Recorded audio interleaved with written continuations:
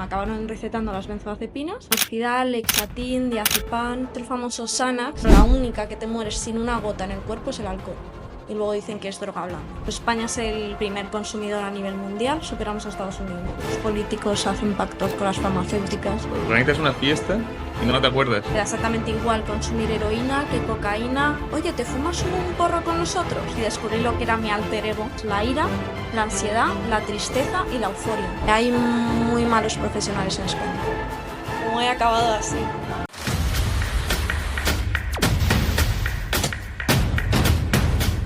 La idea es que primero cuentes un poco tu historia, quién eres, y luego, en base a esa descripción que has hecho de ti misma, la metemos en ChatGPT y que saque 4 preguntas. Hola Belén, bienvenida a El Bonjea. Cuéntame quién eres, qué has hecho, te escucho. ¿Vale? Tengo 30 años y soy terapeuta en adicciones en IDE, que bueno, estamos aquí. La cosa es que yo llevo casi 7 años limpia. Mi vida ha sido como muy caótica porque, bueno, cuando los niños en plan estaban preguntándose con qué quiero jugar, yo me preguntaba qué era felicidad y cada vez estaba como más deprimida y daba vueltas por psicólogos, psiquiatras y todo hasta que acabé, bueno, me acabaron recetando las benzodiazepinas, acabé consumiéndolas, mezclándolas con alcohol y mi vida, pues imaginaros, un caos completo hasta que tengo un intento de suicidio y decido ingresarme. Me Ah, salvó la vida. Pero Y esas pastillas, para quien sí. no sepa cuáles son. Las benzodiazepinas son Orfidal, Lexatin, Diazepam. Bueno, es el famoso Xanax de Estados Unidos. Sí. Bueno, Que bueno, que todo el mundo, casi toda la población española, de hecho España bueno, es el primer consumidor a nivel mundial, superamos a Estados Unidos. bueno. Ya. Así que nada, las farmacéuticas están encantadas de sacarnos la pasta. Pero bueno. Y nada, la cosa es que me recuperé, me costó mucho recuperarme. Y dado que no me gustaba que fuera un tema tabú la adicción, pues empecé como a decidir dedicarme a esto. Desde otro punto de vista, creo que lo debemos de hacer como, al final es un trastorno, no deseamos consumir, realmente somos personas que no gestionamos la emoción y hemos utilizado la droga para saber gestionarla. Entonces, bueno, decidí dedicarme, amo mi trabajo, llevo muy poquito en esto y me encanta. O sea que La te verdad. dedicas ahora a ayudar a gente con adicciones, Sí, pero adicciones de todo tipo. sí, es que realmente, bueno, está muy mal explicado en España y creo que en psicología y en todo, como ha sido un tema tan tabú y lo hemos tenido como tan oculto, porque realmente pensábamos que el adicto era un yonki, que yo también, me refiero, yo el primer día que ingresé decía, Dios mío, me meten en un sitio de yonkis, ¿sabes?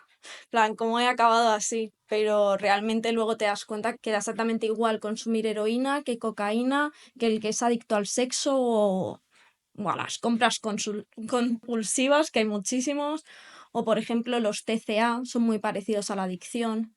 Realmente Qué son los TCA? los TCA son los trastornos de alimentación. Realmente es que en la adolescencia, bueno, yo sí que lo explico muy simple, hay como predisposición genética hasta como el 50%, ¿vale? Que lo tienen de familia, la adicción, o un TCA, y el otro 50% que no lo tienen. Y de repente su trauma, que por así decirlo siempre lo explico con bullying, porque es muy común que la gente de adicción haya sufrido bullying, entonces de repente un día ese grupo de clase que le ha estado haciendo bullying le dice, oye, ¿te fumas un porro con nosotros? Y de repente se ha aceptado. Entonces de repente la emoción y el cerebro hace como, ala, se me quita esta emoción con esto. Y, Asocia, ¿no? y la asocia y de repente me han aceptado. ¿Qué pasa? Que eso el primer día hace así, hace, ala. ¿Qué pasa? Que el segundo, cuando tengo esta emoción, necesito otra vez el porro. Porque, claro, no la he logrado desarrollar. Realmente la emoción es así, entonces con la adicción y con las drogas la paras. ¿Qué pasa? Que, claro, te acostumbras a pararla. Al final haces como que el cerebro necesita más, más y más. Y entonces creas como ese trastorno. El día que quitas realmente la droga o el comportamiento compulsivo, que al final es lo mismo, claro, tienes que aprender a manejar esas emociones, que realmente es la ira, la ansiedad, la tristeza y la euforia, porque es desde donde consumes porque no sabes manejarlas. Eso realmente es un proceso largo y se necesita terapeutas y lleva mucho, porque es como aprender a vivir de nuevo. Me encantaría profundizar un poco más en todo eso, lo que pasa Sí, que no... que no puedo. Sí, Tengo que dejar a ChatGPT luego que te lo pregunte. vale, perfecto. Entonces, cuéntanos alguna anécdota o lo que te he dicho antes, que te guste, algo que no te guste. Sí, bueno, estaba en Boston y descubrí lo que era mi alter ego. Que alter ego es cuando de repente haces cosas que no sabes que estás haciendo. Es como un poco complicado, yo tampoco lo entendía muy bien. Entonces, claro, yo fumaba porros porque no tenía benzodiazepinas.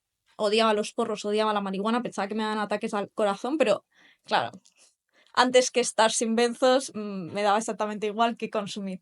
Y entonces bebía muchísimo y un día no me acuerdo de nada. Yo creo que siempre pienso que me drogaron. Entonces, claro, al día siguiente cuando me levanté, yo no recordaba nada y por lo visto la había liado muy, muy, muy, muy gorda.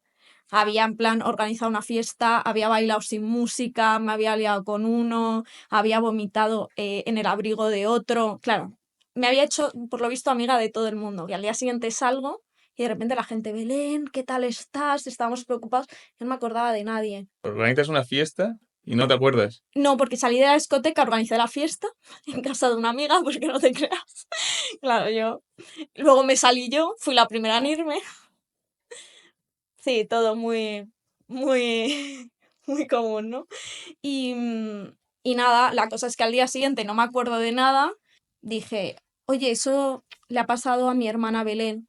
Yo soy la gemela María.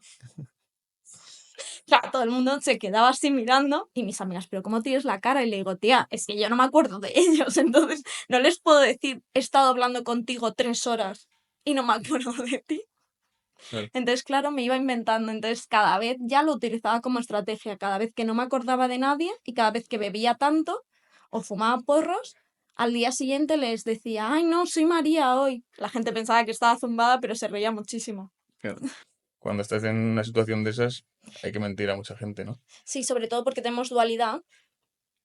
Ser dual es como que, claro, tienes como un personaje completamente en consumo y luego estás como tú. ¿Qué pasa? Que, claro, cuando metes la sustancia estás en el personaje. Claro. Entonces, en el personaje, de hecho, normalmente tendemos a ser tímidos, introvertidos, inseguros. Y claro, cuando consumimos tendemos a ser el alma de la fiesta, súper seguros de sí mismo, eufóricos. Y claro, ¿qué pasa? Que luego cuando estás sobrio dices, Dios mío, vamos a decir que somos otra persona porque realmente, claro, no te sientes identificado con la otra. Es Claro. un problemón, pero bueno, se acaba solucionando. ¿Y alguna cosa que te guste ahora? Bueno, me gusta mucho escribir, me encanta escribir, de hecho, bueno, estoy escribiendo. Espero que en un futuro leáis muchas cosas mías. ¿Sí? Sí, ¿Un libro? ¿Vas a escribir un libro? sí, tengo pensado escribir un libro que espero que, bueno, que en muy poco tiempo lo podáis leer. Bien. Sí. ¿Y que no te gusten? Odio la política, odio los políticos, porque al final los adictos creo que es un problema colateral de la política y con las benzodiazepinas y todo esto. Entonces, odio los Mueve mucho dinero, políticos. ¿no? Los políticos hacen pactos con las farmacéuticas. Entonces, odio a los políticos, me da igual tanto un bando como el otro. Hacen de este tema, creo que, un tema tabú aposta y luego legalizan drogas que a ellos les interesa y dicen que hay drogas blandas y duras cuando eso es exactamente mentira. Pero bueno. Vale. Gracias, Belén. En relación a lo que nos has contado, te voy a hacer 4 preguntas. La primera es, ¿qué te llevó a decidir que querías ayudar a otras personas con problemas de adicción? Porque hay muy malos profesionales en España. Creo que no es por culpa de ellos, creo que es por culpa de lo que estudian, pero los adictos damos muchas vueltas y al final parece que tenemos muchas enfermedades mentales y llegamos más tarde a los tratamientos por culpa de eso. Entonces me llevó a dedicarme a eso, también por los profesionales que se dedican a las adicciones, que hacen que esto sea un tema tabú. Y creo que somos personas que somos normales, ya está. Es como el que no puede comer azúcar o el que no puede comer gluten, ya está. Lo que no podemos es consumir drogas y somos sanos, entonces. Vale. ¿Cómo crees que afecta el distinguir entre drogas duras y blandas a la percepción pública y al tratamiento de las adicciones? Afecta un montón porque minimizamos sobre todo muchísimo el alcohol. y las benzodiazepinas, bueno, casi todos los fármacos, porque, claro, la gente que consume heroína es adicta, o la gente que consume drogas sintéticas es adicta. Y todo el mundo dice, ah, pues es un yonki. Pero el problema de las benzodiazepinas y el alcohol es que como son legales, dices, ah, no es adicto. Es que claro, pues consume lo normal. Entonces, hace mucho daño. Porque al final hace daño tanto a los adictos porque acaban recayendo con esas drogas y a la sociedad porque no acaban viendo que son adictos. Y al final las dos peores drogas que hay, la peor combinación es el alcohol y las benzodiazepinas. Yo tenía más síndromes de abstinencia que una persona de cocaína. Entonces, que nos digan que son drogas blandas o ni siquiera los benzodiazepinas, que es orfidal y hexatín, nos digan que son drogas, me parece que es bastante malo, porque hace mucho daño.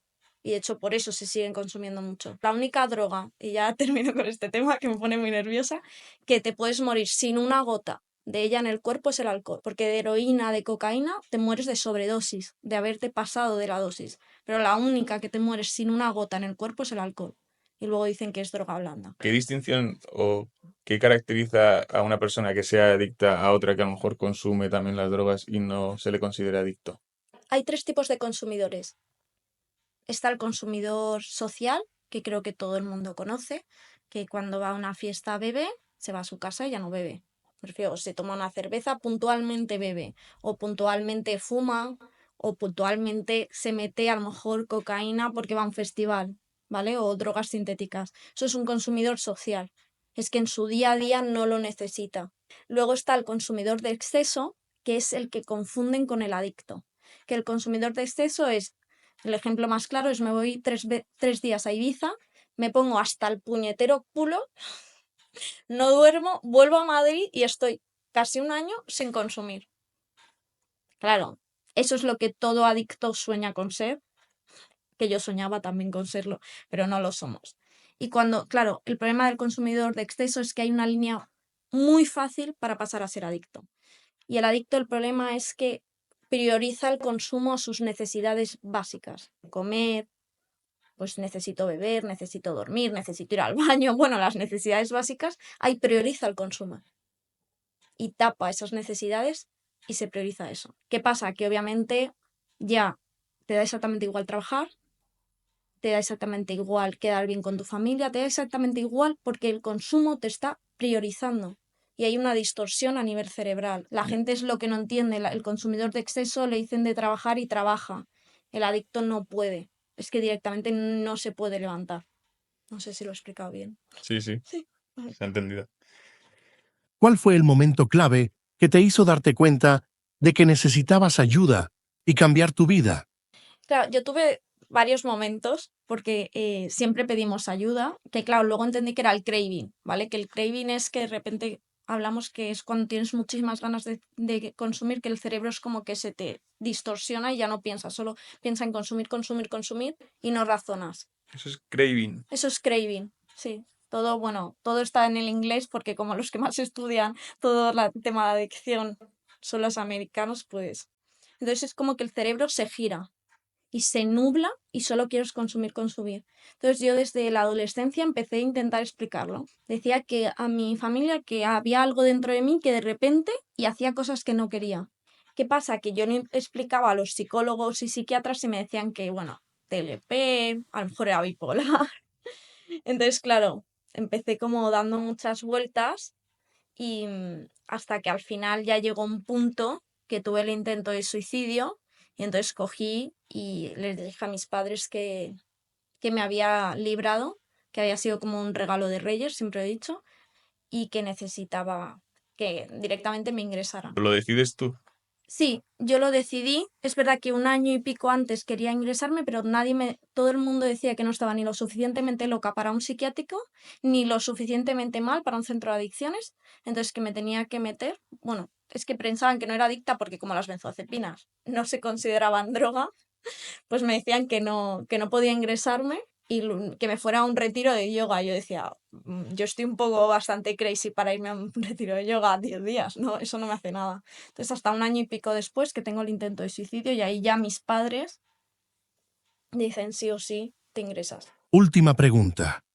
¿Cuál crees que es el mayor obstáculo para que las personas busquen tratamiento?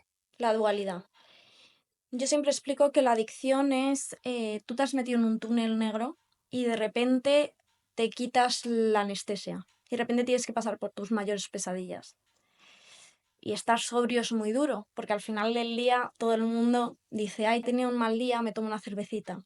Y los adictos no pueden. Entonces, pasar a pelo por todas las cosas que hemos hecho duele mucho. Y hasta que encuentras la luz, es jodido. Es enfrentarte a ti mismo y a tus mayores miedos, porque al final el mayor enemigo somos nosotros. Entonces creo que al final yo entiendo el adicto que recae. Al final tener tantos traumas, recordarlos, no dormir, no tal. Es como una bola de nieve, ¿no? Que cada vez se va haciendo más grande porque cada vez tienes más traumas o más cosas que querer olvidar cuando lo dejas y además estás más acostumbrado a la droga y necesitas incluso más droga, ¿no? Claro, es como que la droga, el problema es que, bueno, ya ni te sirve, porque la cosa es que el primer día ese trauma es como una panacea y entonces se olvida con la droga. ¿Qué pasa? Que ya llega a tal punto que ya te drogas por drogarte, pero no te hace efecto. Entonces solo es para intentar estar en estado más neutro posible, intentar como que pase todo. De hecho, normalmente la utilizamos para dormir, para decir, necesito descansar porque es que estoy petando a nivel cerebral. Por eso es psicológico todo, porque intentamos anestesiar el cerebro. ¿Qué pasa? Que, claro, el problema es que empiezas por un trauma, pero el problema es que cuando estás en pleno consumo estás creando más traumas y te sientes muy culpable de todas las cosas que has hecho. Entonces, claro, cuando de repente quitas toda la droga y tienes que asumir toda esa responsabilidad, por eso yo siempre recomiendo, es verdad que no todo el mundo puede, pero ingresarte. ¿Por qué? Porque al final pasas como ese periodo que entre los síndromes de abstinencia, que son horribles a nivel físico y mental, lo pasas por lo menos en un entorno que no te recuerda al consumo, que suena mal, pero no estás con familiares, que al final los familiares tienden a pasar factura, que es normal, y tiendes a estar como protegido y se pasa más sencillo. Mm. No es que sea sencillo, porque obviamente yo siempre lo digo, es muy difícil, pero al final te allanas un poco el camino. El problema es que, claro, tú dices, he hecho una cagada, venga, voy. ¿Y qué pasa? Que siempre es lo que decimos a la gente que tiene alrededor un adicto, coge y métele ese día si te está pidiendo ingresar. Porque al día siguiente, a lo mejor, de repente, ya está en Sale. el síndrome de abstinencia, ya está, que no, se siente tan mal que vuelve a drogarse y en el chute de la droga dice, no, no, no, si estoy genial. Y sale la cara B, ¿no? Sale el personaje que llamamos nosotros, la dualidad esa, entonces claro, hay que aprovechar en ese bajón para ingresar o para meter en tratamiento. Bueno, vamos a poner el ejemplo de Amy Winehouse, que además ha salido la peli, creo que el año pasado o este año, si no me equivoco. Amy Winehouse muere por la recaída. Casi todos mueren cuando recaen. ¿Por qué? Porque ya no estás acostumbrado al ritmo, ¿vale? Me refiero, por así decirlo, claro, tú ves una copa, dos cuando eres pequeño, pero claro, te acostumbras a beber 8 y el cuerpo se acostumbra a beber 8 contigo. Pero el problema es que cuando tú dejas de consumir un tiempo, de repente metes la misma cantidad y el cuerpo no está acostumbrado. ¿Qué pasa? Que es cuando de repente peta y se mueren. Tiene sentido, sí. ¿Qué pasa? Que los que mueren así sí que no quieren morirse. Pero sí que hay muchos adictos, bueno, que a mí me pasó, que te metes y te metes y te metes para intentar morirte. Porque ya llega un punto que es tal nivel de sufrimiento, todos los días sufres a todas horas, que dices, tío, mátame ya. Pero ya es una manera de decir, mátame, droga. En plan, si quieres, mátame. Entonces sí que hay algunos que buscan y otros que no lo buscan, Ya. que realmente el cuerpo no puede. Creo que estabas haciendo un podcast, ¿no? Sí, bueno, mi podcast se llama Vivir con un extraterrestre. También, bueno, me hicieron un reportaje en la 4 y intentando como dar visibilidad sobre todo esto y sobre todo mostrar como no la cara A del consumo, sino la cara B, que son, que tío, somos personas, ¿sabes? Que realmente tenemos traumas, que, jope, que nos abracen un poco, que no, que no nos miren en plan como puto yonki de la sociedad, porque al final la sociedad intenta como no verlo y taparlo, pero luego todo el mundo en casa tenemos adictos. De hecho, hay un estudio en Estados Unidos y si te juntas en una mesa de 10 personas, 3 son adictas. Ya. He dado 2 charlas en colegios y no te creas que la gente joven sabe lo que es, de hecho tiene mucho más conocimiento, dado a que ha visto a una sociedad anestesiada, porque es así, al final, bueno, las benzodiazepinas, me duele la espalda, te lo doy. Tienes ansiedad, te lo doy. Es un desinhibidor del estado de ánimo, pero sirve para todo, suena mal, pero y a todo el mundo le sienta bien. Entonces, es verdad que la sociedad mayor no la podemos cambiar, no voy a cambiar a las señoras de 60 años, que son las mayores consumidoras, es así, pero por lo menos quiero concienciar para que la gente joven no cometa los mismos errores. Me dices señoras de 60 años, porque hay diferencia en el consumo por género. Sí, Sí. es curioso, pero sí, consumen más los hombres alcohol, Mm. es una droga más de hombres, por ejemplo la cocaína también. Las mujeres consumen más benzodiazepinas, compras compulsivas más las mujeres. Eso también es una adicción. Sí, adicciones como que las separamos un poco en 3, las adicciones de sustancia, luego están las adicciones comportamentales, que son juego, compras compulsivas, es que hay un montón. ¿Y la última? Y la última es un poco como las de las personas, que es ser dependiente a una persona o dependiente a estar mal, que es la depresión.